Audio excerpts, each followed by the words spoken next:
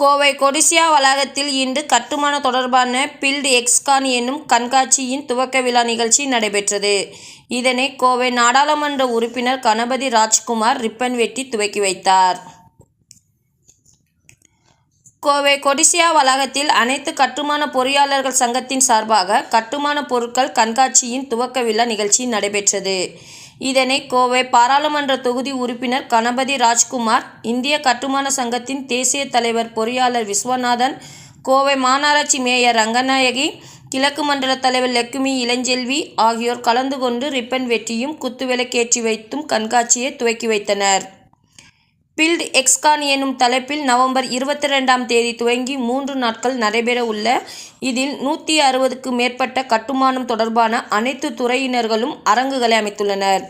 குறிப்பாக கட்டுமான துறையில் பயன்படுத்தப்பட்டு வரும் நவீன தொழில்நுட்பம் தொடர்பான அரங்குகள், இறக்குமதி செய்யப்பட்ட கிரானைட் மற்றும் மார்பிள் கற்கள், நவீன மின்சாதனங்கள், இயற்கை கட்டுமானம், நவீன பயோசெப்டி டேங்க், பழுதடையாத நவீன நிலத்தடி நீர்த்தேக்க தொட்டி, புதுமையான லிப்ட்கள், புதிய வகை தரைத்தள டைல்ஸ் கற்கள் மற்றும் வீட்டு உள் அலங்கார பொருட்கள் போன்றவைகள் இங்கு காட்சிப்படுத்தப்பட்டுள்ளது. இந்த கண்காட்சிக்காக ஏற்பாடுகளை பில்ட் எக்ஸ்கான் கண்காட்சி நிர்வாகிகளாக பொறியாளர்கள் விஜயகுமார், ராஜரத்னம், மணிகண்டன், செவ்வேல், பிரேம்குமார் பாபு, ரவி உள்பட பல நிர்வாகிகள் உறுப்பினர்கள் ஒருங்கிணைந்திருந்தனர்.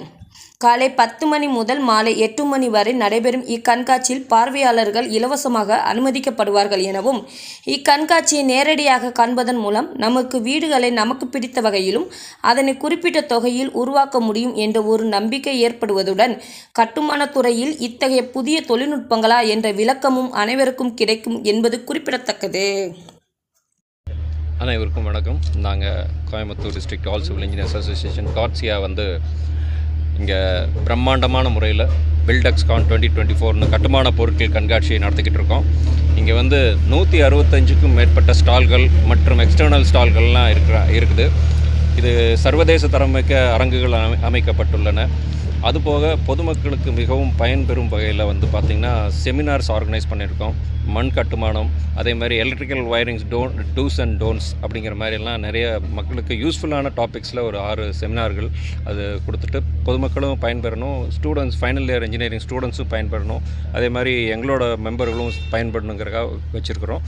அண்டு இன்னொன்று பார்த்திங்கன்னா நாங்கள் இலவச ஆலோசனை மக்களுக்கு கொடுக்கலான்னு பிளான் பண்ணியிருக்கோம். எங்களோட சிறந்த பொறியாளர்களை வச்சு காலை 10 மணி முதல் சாயந்தரம் 5 மணி வரை உங்களுக்கு இலவச கன்சல்ட்டிங், அவங்களோட கட்டட சம்மந்தப்பட்ட எந்த விதமான டவுட்டாக இருந்தாலும் இங்கே கேட்டுக்கலாம். அந்த மாதிரி ஒரு ஏற்பாடுகளை பண்ணிகிட்ருக்கோம். எங்களுக்காக கடுமையாக உழைத்து கொண்டு இந்த எக்ஸ்கானுக்காக ஒரு 6 மாதமாக எங்கள் டீம் சிறப்பாக உழைத்து கொண்டிருக்கிறது. அதே மாதிரி அந்த பலன்களை இன்று பார்க்கிறோம். உள்ளே நீங்கள் அரங்குகளை பார்த்தாலே தெரியும்.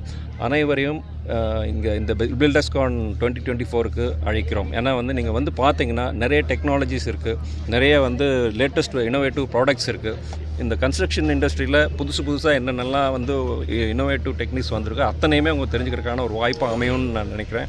அதனால் 100% இதில் பார்ட்டிசிபேட் பண்ணி இந்த எக்ஸிபிஷனில் பார்த்து பலனடைமாறு கேட்டுக்கொள்கிறேன். நன்றி. சார், உங்கள் அசோசியேஷன் எவ்வளோ பேர் இருக்காங்க சார்? 100 கோயம்புத்தூர் கட்டுமான பொறியாளர் சங்கத்தில் இது வரைக்கும் 147 உறுப்பினர் இருக்கிறாங்க. எங்களோட இலக்கு 150. இதில் பார்த்திங்கன்னா இது 4 ஆண்டு காலம் ஆச்சு. எங்களோட கட்டுமான துறையில் இந்த Coimbatore district all civil association ஆரம்பித்து 4 ஆண்டு காலம். இது எங்களோட முதல் கட்டுமான கண்காட்சி. மிக சிறப்பான ஒரு அரங்குகள் அமைச்சு அதுக்குண்டான வேலைகளை நாங்கள் பண்ணியிருக்கோம். ஒவ்வொரு தொழில்நுட்பமும் புதுசாக டெக்னாலஜி மெட்டீரியல் எல்லாமே பண்ணியிருக்கோம். கண்டிப்பாக எல்லோரும் பார்த்து பயன்பெறணும்.